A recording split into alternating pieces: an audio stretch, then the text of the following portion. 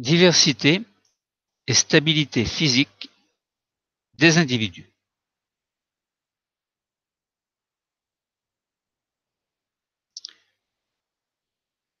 L'individu existe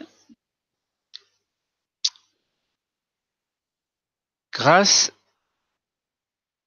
à une programmation génétique et grâce aussi à l'environnement. Un individu, prenons le cas de l'espèce humaine, possède le karyotype de l'espèce.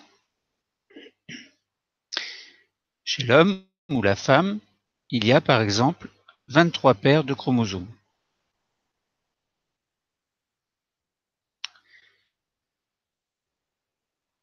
Ces chromosomes sont répartis en 22 paires de chromosomes et une paire de chromosomes sexuels, XX chez la femme, XY chez l'homme.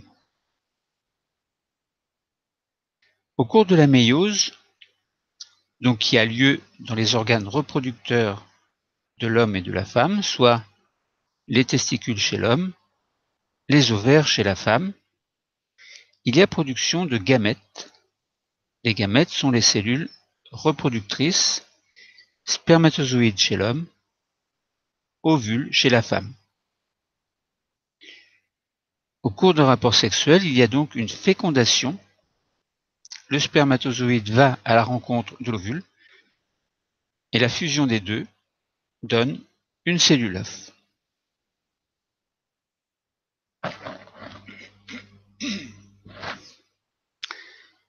On a dit qu'un individu possède le karyotype de l'espèce, c'est-à-dire 23 paires de chromosomes. Eh bien, au cours de la méiose, le spermatozoïde ne possède plus que, après la méiose, le spermatozoïde ne possède plus que 23 chromosomes et non pas 23 paires. De même pour l'ovule, 23 chromosomes et non pas 23 paires. Donc chaque gamète possède la moitié du nombre de chromosomes par rapport au karyotype de l'espèce. Donc à la fécondation, 23 chromosomes chez l'homme, donc dans le spermatozoïde, et 23 chromosomes dans l'ovule, permet d'obtenir une cellule œuf qui possède 23 paires de chromosomes. Donc la fécondation permet de rétablir le karyotype de l'espèce, c'est-à-dire ici 23 paires de chromosomes. Donc on voit que au cours de la méiose, il y a réduction du nombre de paires de chromosomes de la moitié. Donc on ne parle pas de stabilité du karyotype. Mais la cellule œuf, qui est à l'origine d'un individu avec ses 23 paires de chromosomes pour chaque cellule,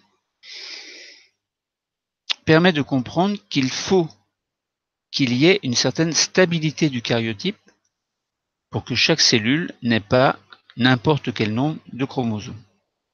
C'est-à-dire, la cellule œuf doit se diviser pour donner un nouvel individu. Elle donne 2 cellules. Ces 2 cellules sont obtenues donc par division cellulaire. Cette division cellulaire s'appelle la mitose. Cette mitose permet la stabilité génétique des cellules de l'individu. Alors, comment cela est-il possible? Eh bien, dans la cellule œuf, il y a 23 paires de chromosomes. Mais avant la mitose, il faut que dans cette cellule œuf, chacun des chromosomes se double. Donc il y a une certaine duplication du nombre de chromosomes, c'est-à-dire qu'on obtient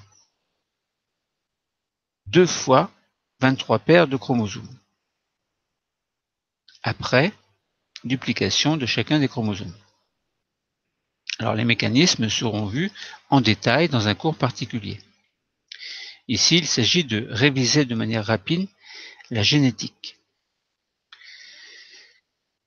Donc, lorsque la cellule œuf va se diviser, Et puisqu'il y a eu duplication de chacun des chromosomes, eh bien, on se retrouve avec 2 cellules possédant chacune 23 paires de chromosomes. Donc, puisque la cellule œuf possède 23 paires de chromosomes et que chacune des 2 cellules filles possède également 23 paires de chromosomes, on parle de stabilité du karyotype. Ainsi, les mitoses assurent bien la stabilité du karyotype de l'individu. Alors, karyotype au niveau de chaque cellule, évidemment, sauf au niveau des cellules sexuelles, bien entendu, qui, elles, résultent de la méiose. Donc voilà, on parle bien de stabilité du karyotype, et ça, c'est dû à la mitose. Toutefois, on observe que dans une population, dans l'espèce humaine par exemple, les individus sont très divers. On parle de diversité des individus. Comment cela est-il possible? Eh bien, chaque individu, prenons le cas d'un individu A et d'un individu B, possède ses propres caractéristiques.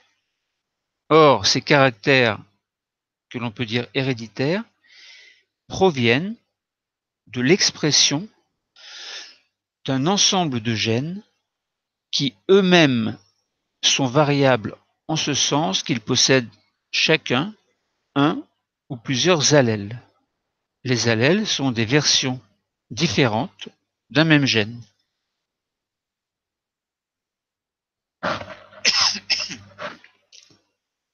Si on prend par exemple le génotype, ou plutôt une partie du génotype d'un individu A, sur une paire de chromosomes précise, on peut avoir par exemple un gène que l'on va appeler D. Mais ce gène D peut posséder des versions différentes. Ces versions peuvent être appelées par exemple grand D et petit d. Si bien que au sein de cette paire de chromosomes, il y a à un endroit précis l'allèle grand D, et sur l'autre chromosome, donc de la même paire, et à l'endroit exactement, enfin au même endroit, il y a l'allèle petit d. Donc là, on comprend bien que pour cette paire de chromosomes, pour le gène D particulier, il y a 2 allèles, grand D et petit d. L'expression de grand D donne un caractère qui n'est pas forcément le même que l'expression, enfin que ce caractère résultant de l'expression de l'allèle petit d. Donc, pour un autre individu grand B, par exemple, on peut très bien avoir au niveau de cette même paire 2 allèles grand D. Donc on voit bien que au niveau de ces 2 versions d'allèles pour l'individu A et pour l'individu B, il y a déjà une différence. Donc une certaine diversité. Et si on raisonne pour l'ensemble des gènes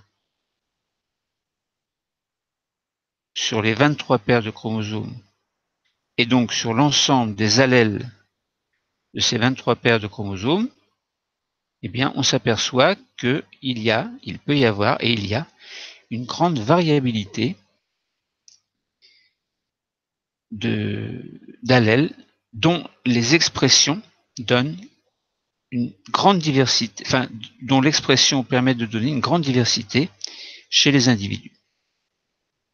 Autrement dit, même si les individus possèdent bien le karyotype de l'espèce, par exemple 23 paires de chromosomes, eh bien, le fait qu'il y ait une variabilité d'expression, alors une variabilité réelle au niveau des allèles, mais donc au niveau de l'expression de chacun de ces allèles, alors expression qui peut être identique ou différente selon les allèles, même si les allèles n'ont pas le même nom,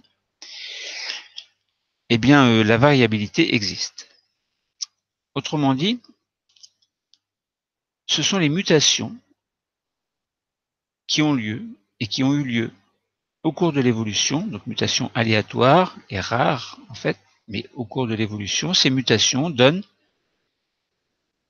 des individus au sein d'une population qui sont très divers. On parle de diversité des individus.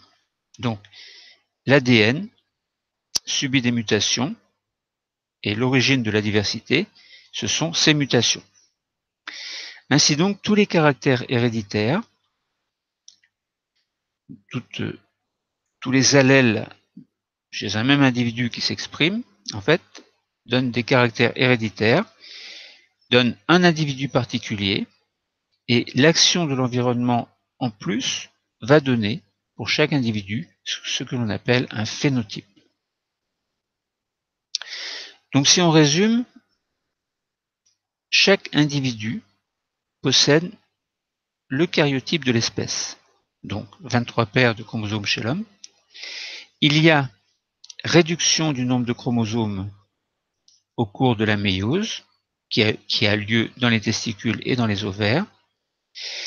On obtient des gamètes qui, par fécondation, vont donner une cellule œuf, qui elle-même, par mitose, va donner un individu avec le karyotype de l'espèce selon un mode appelé stabilité du karyotype.